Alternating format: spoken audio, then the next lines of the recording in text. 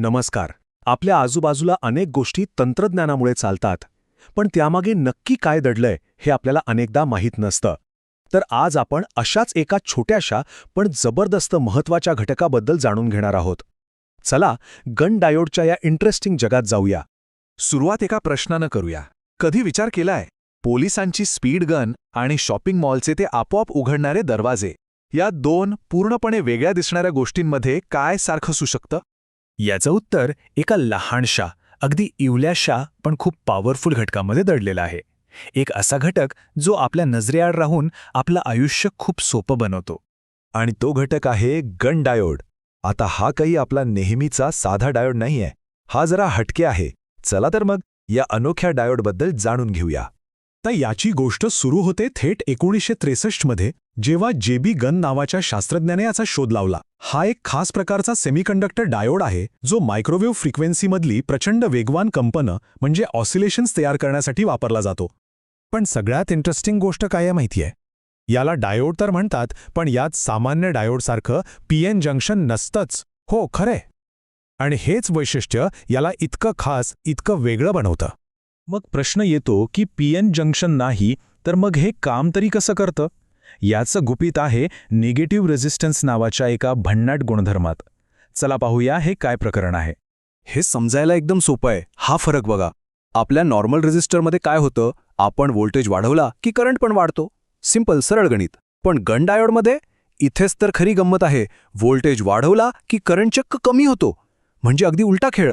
तर मग हा निगेटिव्ह रेझिस्टन्स म्हणजे नेमकं काय?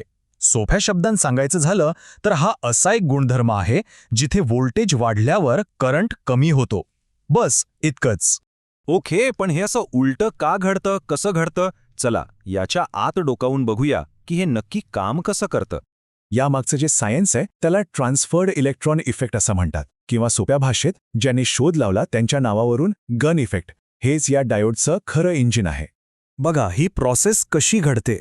सुरुवातीला जेव्हा व्होल्टेज दिला जातो तेव्हा इलेक्ट्रॉन्स आरामात वाहतात आणि करंट वाढतो. सगळं नॉर्मल. पण एका विशिष्ट पॉइंटला व्होल्टेज पोहोचल्यावर एक विचित्र गोष्ट घडते. इलेक्ट्रॉन्सचा वेग अचानक कमी होतो.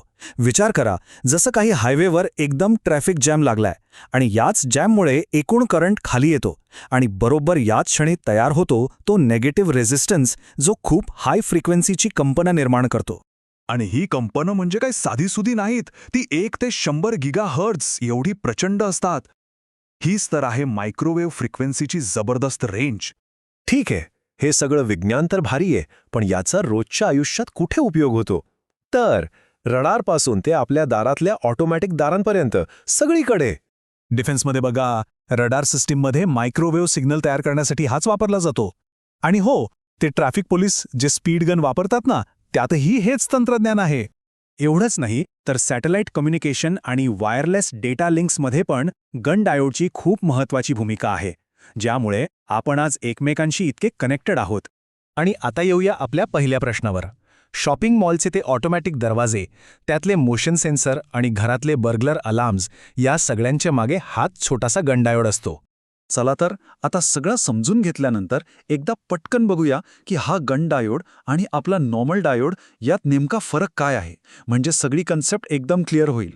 तर सगळ्यात मोठा फरक, गन डायोडमध्ये पीएन जंक्शन नसतं, नॉर्मल डायोडमध्ये असतं. दुसरा, गन डायोड नेगेटिव्ह रेझिस्टन्सवर चालतो तर नॉर्मल डायोड रेक्टिफिकेशन करतो. गन डायोडची फ्रिक्वेन्सी खूप जास्त म्हणजे गिगाहर्ट्झमध्ये असते, तर नॉर्मल डायोडची कमी असते. आणि म्हणूनच एकाचा वापर ऑसिलेटर म्हणून होतो तर दुसऱ्याचा रेक्टिफायर म्हणून. म्हणजे एका वाक्यात सांगायचं झालं तर गन डायोड हा एक असा युनिक सेमीकंडक्टर आहे जो निगेटिव्ह रेझिस्टन्सचा वापर करून शक्तिशाली मायक्रोवेव्ह सिग्नल तयार करतो. आणि जाता जाता एक प्रश्न सोडून जातो. आजच्या या वायरलेस तंत्रज्ञानाच्या जगात असे आणखी कितीतरी भन्नाट आणि शक्तिशाली घटक आपल्या आजूबाजूला लपलेले असतील, नाही का? विचार करायला लावणारी गोष्ट आहे ही.